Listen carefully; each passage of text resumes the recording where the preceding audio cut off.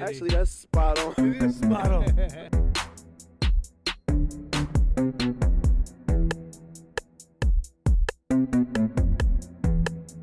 All the competition that try to compete.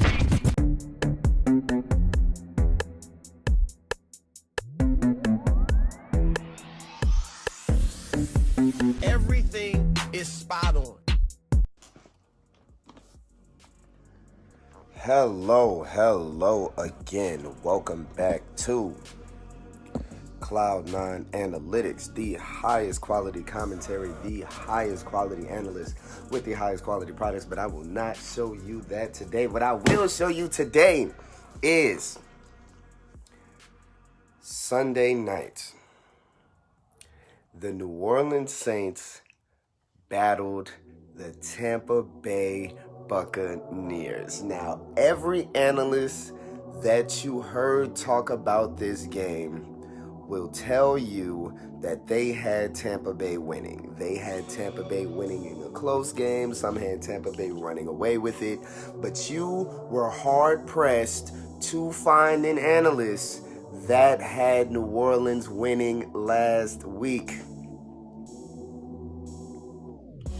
If I was to tell you that Tom Brady was going to have 3 interceptions, if I told you that the Tampa Bay Buccaneers offense was only going to be able to muster 3 points, and those 3 points came on a 48-yard field goal in the fourth quarter just to make sure that they didn't get shut out, nobody would believe me. One, because the New Orleans Saints secondary is one of their weaker points, but they held up. That defensive line and the linebacking core of New Orleans is elite. Maybe Quan Alexander was a bigger pickup than we thought.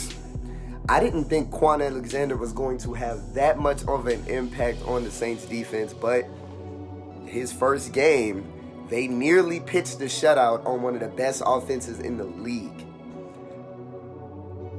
I gotta blame Bruce Arians for this.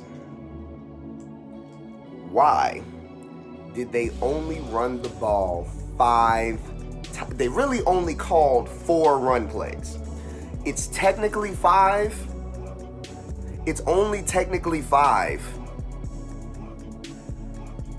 because they kneeled down at the last play of the game. That is literally the only reason that it was 5 rushing plays. Bruce Arians be trying to get cute.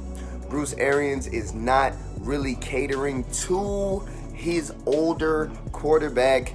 I think he's trying to make him push the ball down the field too much. The Tampa Bay Buccaneers got some issues, and I think their defense got exposed. Their defense is just very athletic. They're not very smart, so they will fly around if you just kind of telegraph exactly what you're going to do. Tampa Bay's defense is going to be all over it, but misdirection was getting Tampa Bay all game. I didn't like the fact that Bruce Arians tried to come out and criticize Tom Brady. I didn't like that. He came out and was like Mike Evans was open on plays. I didn't like that he did that to Tom Brady. Tom Brady's the GOAT. You are a regular coach. I don't feel like you personally have that.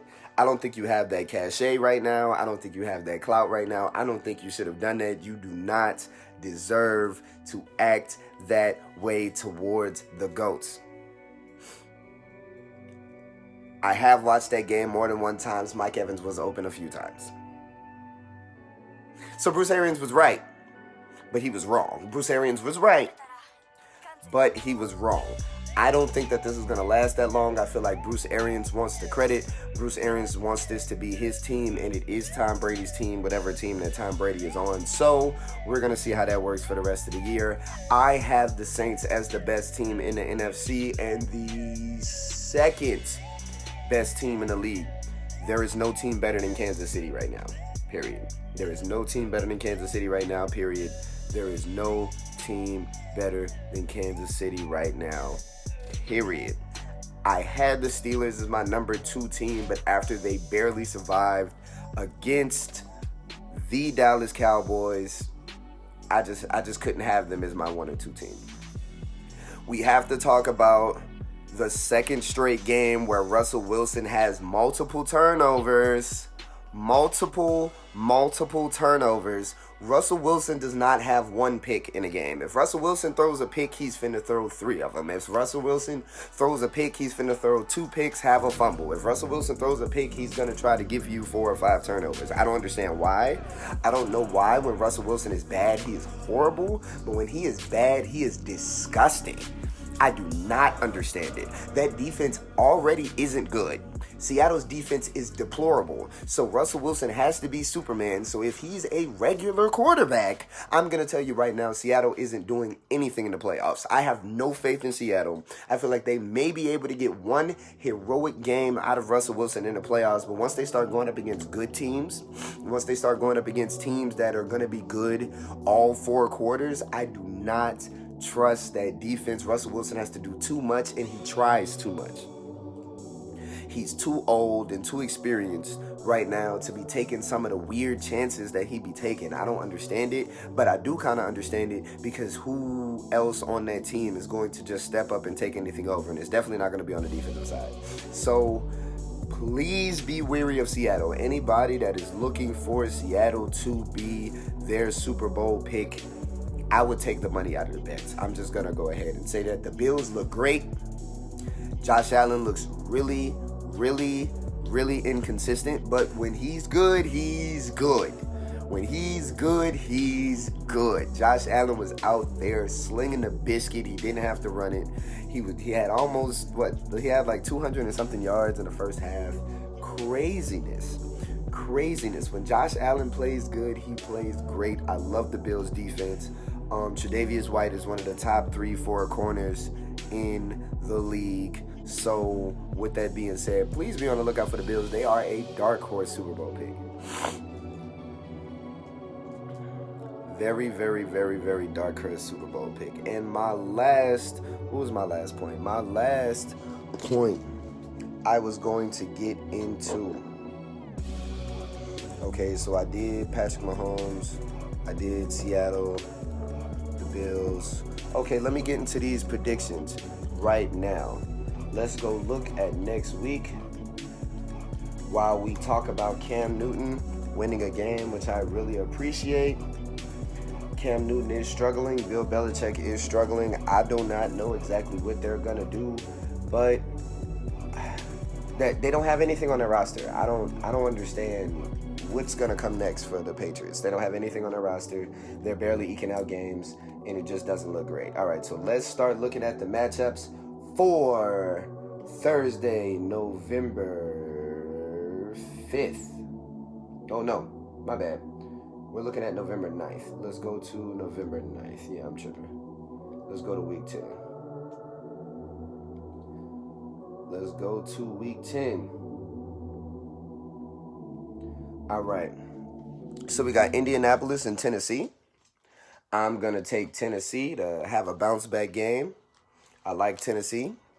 I like what Derrick Henry is doing. I like their run game. I'm going to take Tennessee in a close game. I'll say 24-21.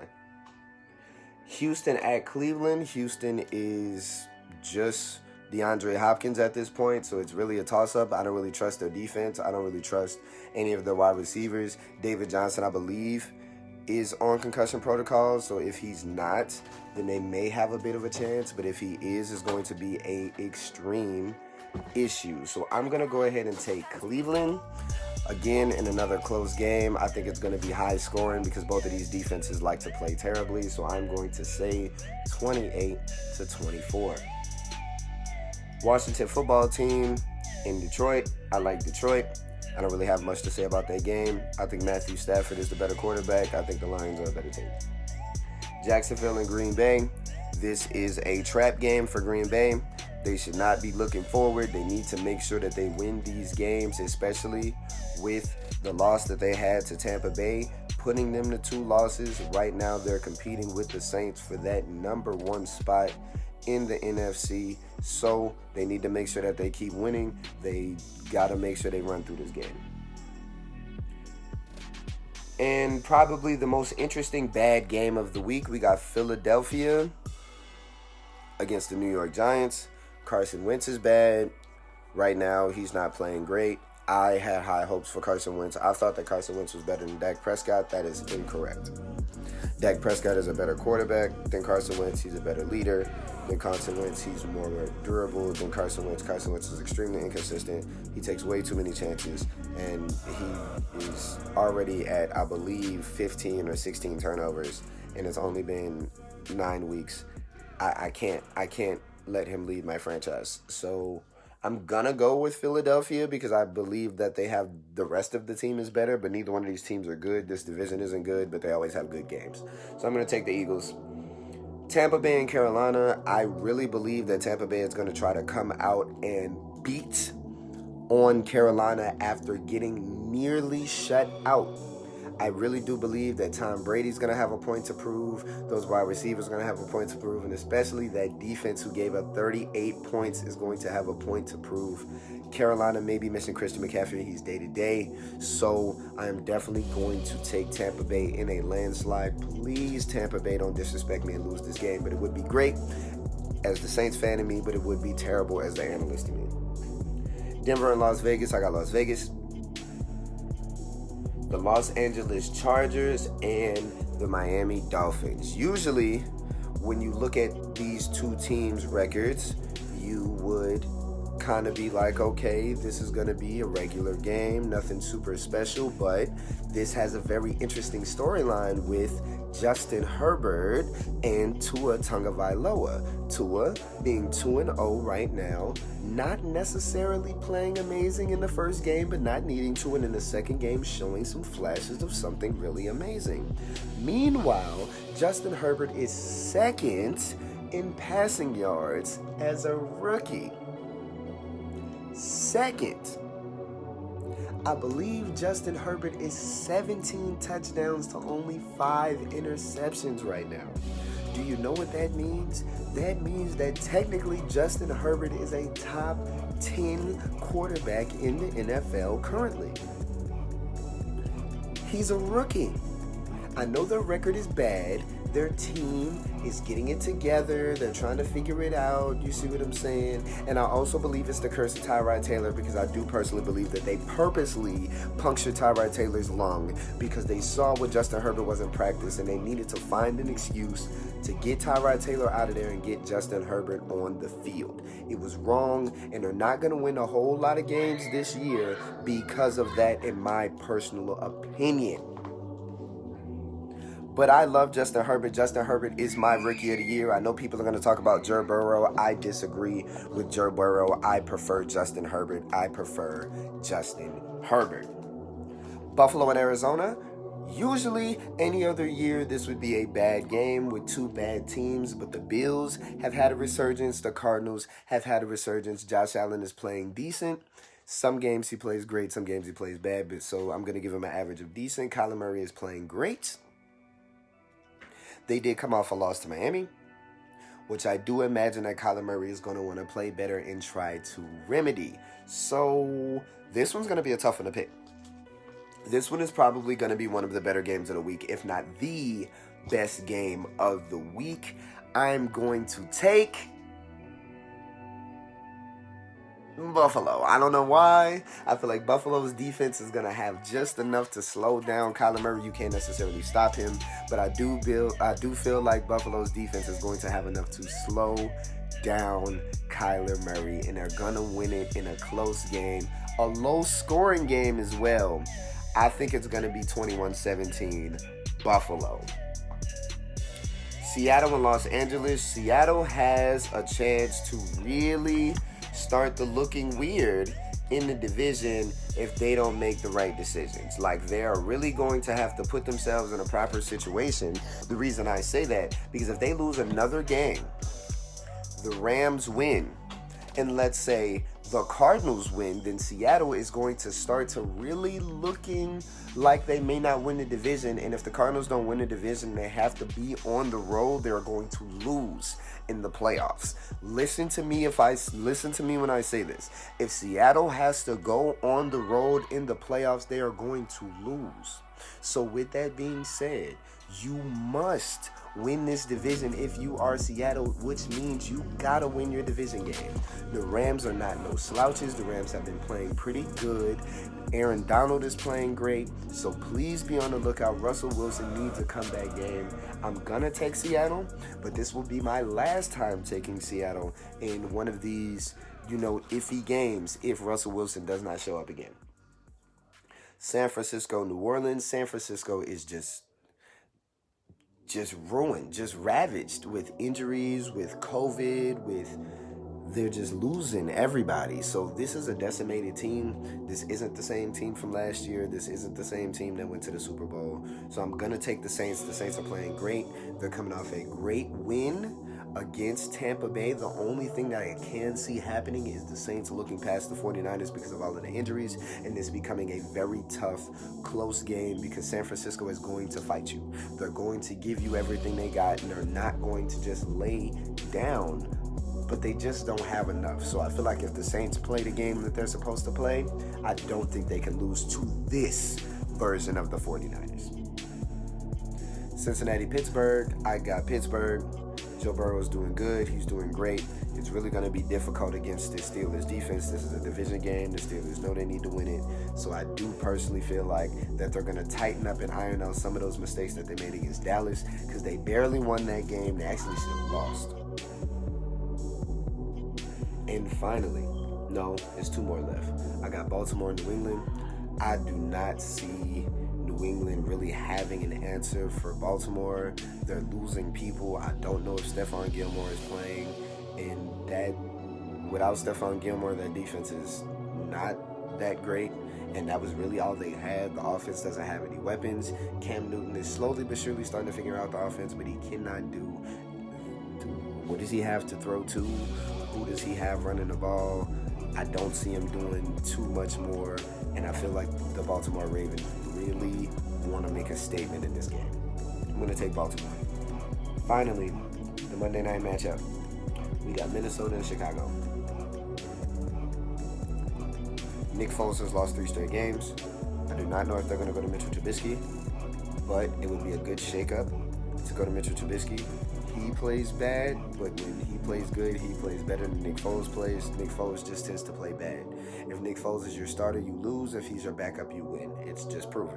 You cannot have Nick Foles as your starter. You cannot have Nick Foles as your starter. You cannot have Nick Foles as your starter. He's a great backup.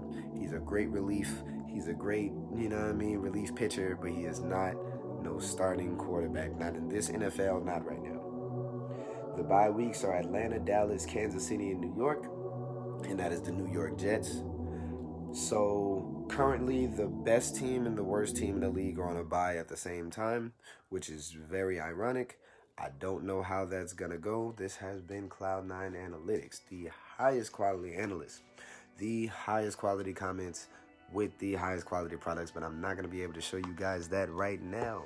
Catch up with me next week as we talk about week 11 of that. Thank you guys for tuning in to this week's episode. Be sure to check out more shows here on this YouTube page, such as SOS Discussions or My Point Exactly. And most of all, keep watching Spot on Sports! it's a new wave of sports that's sweeping the nation. We're not just accurate, it's spot on.